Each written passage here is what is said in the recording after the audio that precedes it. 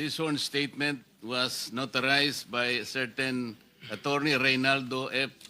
Segubiense, PTR number 246726, January 4, 2024. Hanggang ang MCLE ay 2025. This was notarized on September 6, 2025. Mr. Chair. Mr. Pacifico Discaya and Cesaria Rowena Discaya, meron pong pirma sa inyong respective na pangalan. Ito po ba'y pirma ninyo? For the record lang. Yes po, Chair. Thank you. Mr. Chair, can we ask a copy? Every member of this committee. Yes, we will do that.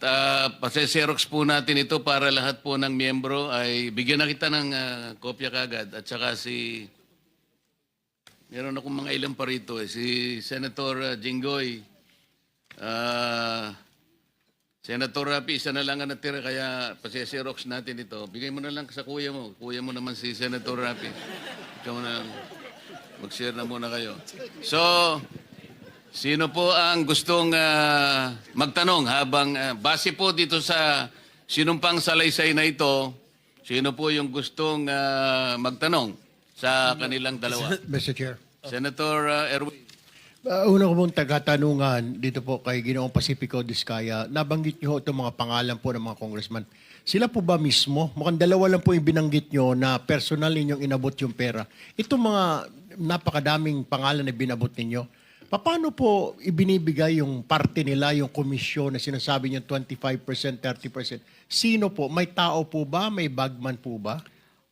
Kadalasan po, ako po ang nagbibigay o minsan po may inuutusan po ako, nagtatawagan lang po kami para sa hinihingi. Maaari mo po bang ibigay sa amin sa komiting ito ang pangalan ng mga pinag-aabutan ho niyo ng pera kung hindi mismo yung mambabatas ang inaabutan ninyo? Maaari po ba or litrato man lang parang malaman ho natin kung sino pong inaabutan po ninyo ng pera? Kay Terence Calatrava po, nag-usap po kami nito sa kanyang kondo po sa Makati. Tapos ang inuutusan na lang po niya na kumuha po ay si Diane Tan. At saka yung kasama pa po si Andrew po ang pangalan. May mga contacts number po ako. Sila po ang tagakuha sa office. Pero iba-iba po ito. Iba-iba po itong mga bawat congressman. Iba-iba po yung kumukuha. Tama po ba? Opo, makadalasan po parang mga COS nila or mga pinagkakatiwalaan nilang tagakuha lang po. Opo. For example po, si Kong Roman Romulo naman po. Kadalasan po si Kong Roman Romulo, ang tagakuha po niya si tagakuha niya si Ma'am Engineer Angelita Garucha, empleyado ng DPWH yun. Tapos pinalitan naman po yun ni DE Aristotel noong 2025. District Engineer po siya ng DPWH First Metro. Pare-pareho po ba, Mr. Chair, yung komisyon or whatever you want to call it, kickback, ang hinihingi po or magkakaiba? Ibang isang mambabatas ganito ang presyo or halos standard po ang hinihingi nila at magkano po ba yan? Isa lang po ang pattern. Basta insertion or ang program po, 25% po lagi. Insertion or ang program, 25% po yon. Opo. Para po kanino raw? Para po daw po kay, lagi ko narinig ang salita nila kay Saldico at saka kay Speaker po, ang narinig kong salita. Alright, Mr. Chair. I have no further questions. Mr. Chair. Senator Jinggoy. Mr. Chair. Mr. Curly, lahat ba itong mga binanggit mong pangalan na karamihan ay mga kongresista? Lahat ito, 25% ang binibigay mo? Kadalasan, opo. Wala bang mismo ang kongresista mismo ang pumunta sa'yo at binigyan mo ng pera? Ano po, kadalasan po, nag-uusap lang po, nag-uutos lang sa COS, pero kadalasan po, ang for example, si Kong Rillo, kadalasan po, binibigay ko po yun pag nagiinuman kami, o di kaya, yung tao po niyang si Bogs Magalong ang pumupunta. Pinipick up. Sino-sino pa dito sa mga nabanggit mo mga pangalan na kongresista na talagang sa kanya mo inabot sa mismo For example po, kay Kong Madronya na lang. For example, ano po, mismong siya po ang pumunta sa office namin at syempre pagkatapos po noon, tao na lang po niya ang nagdala ng bagay, kotse at saka personal ko rin pong dinoposit yung ano. Sino yung congressman? Kung Madronya po. Madrona o Madrona. Eliandro Yung Madrona. sa Romblon? Romblon po. Mhm. For example, okay.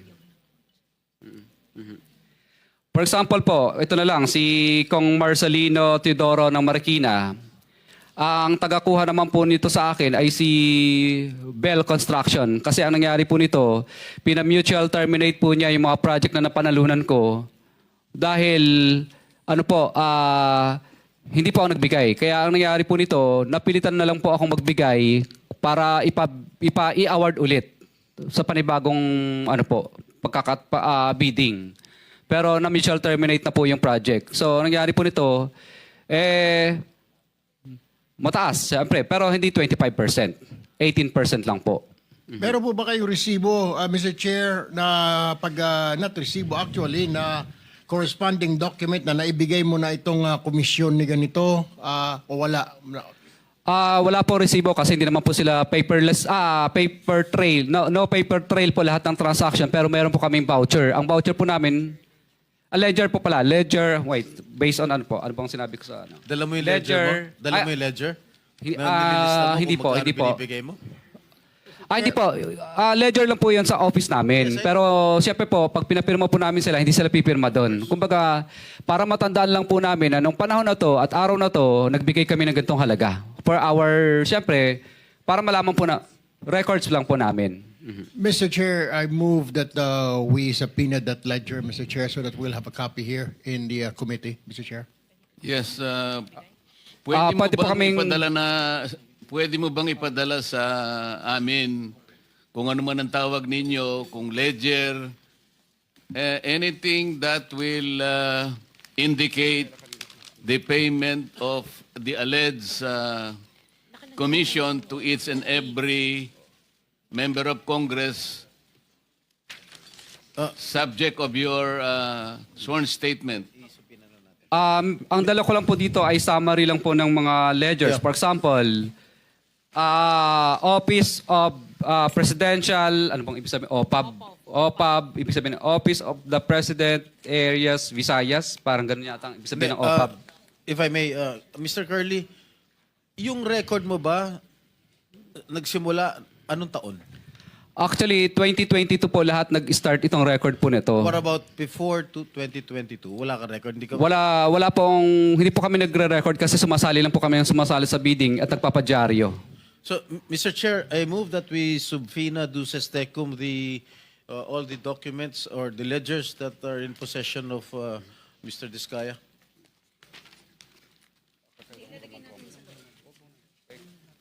Mr. Diskaya, I seconded, Mr. Chair. Mr. Diskaya, narinig mo ba yung motion ni Senator Jinggoy?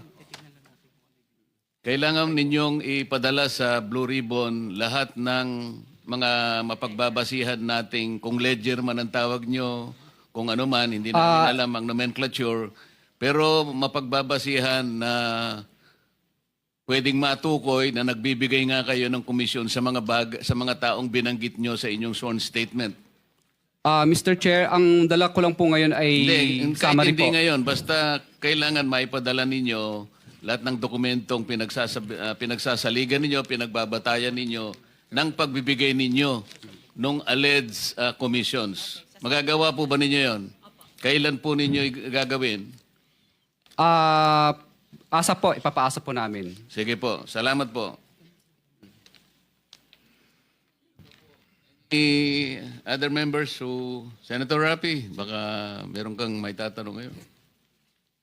Sige.